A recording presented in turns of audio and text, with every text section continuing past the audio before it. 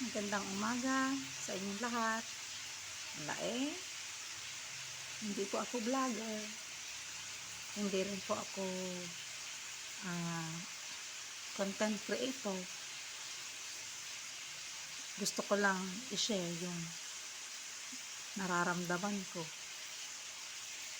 Kasi nagtataka ako bakit ang Pilipinas ngayon lalong gumugulo. Ito ba naman si Marcos? Diyos ko, ang kapal talaga ng mukha. Kung ako sa kanya, bumaba na lang siya. Masyado siyang gahaman sa posisyon. Daig pa niya yung kanyang ama. Sobra. Ano na mangyayari sa Pilipinas niyan sa pinagagagawa niya?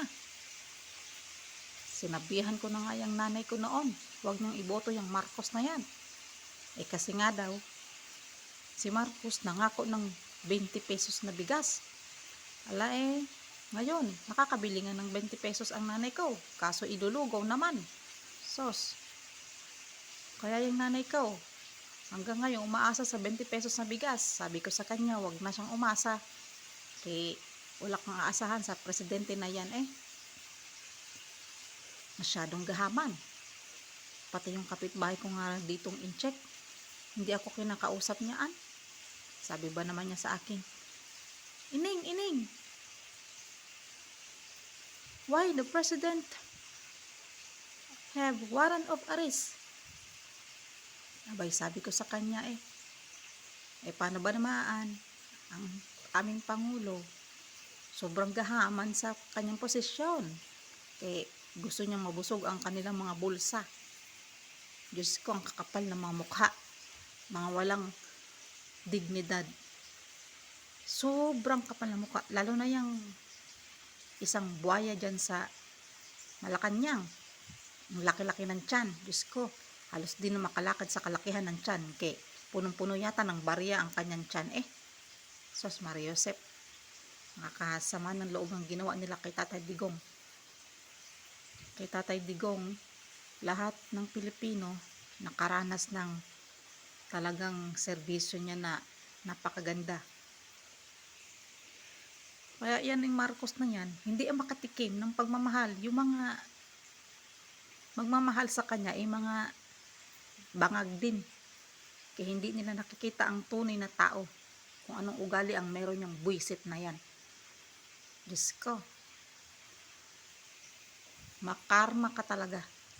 Ay, balita ko yung kanyang asawa nasa US na kulong daw ata. Hindi ko alam kung totoo. Pero buti nga sa kanya. Karma niya yan sa kanya Buti nga sa kanya. Karma niya yan. Baka sa susunod, si BP Sara na naman ang kanilang tirahin. Diyos ko, wala na talaga. Makagulo na ang Pilipino. Siya yung presidenteng walang utak.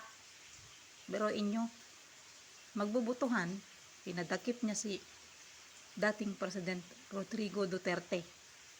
Kung di ba namang bangag, ngayon, yung mga alyansa niya, ano na mangyayari yung mga tatakbong mga senator?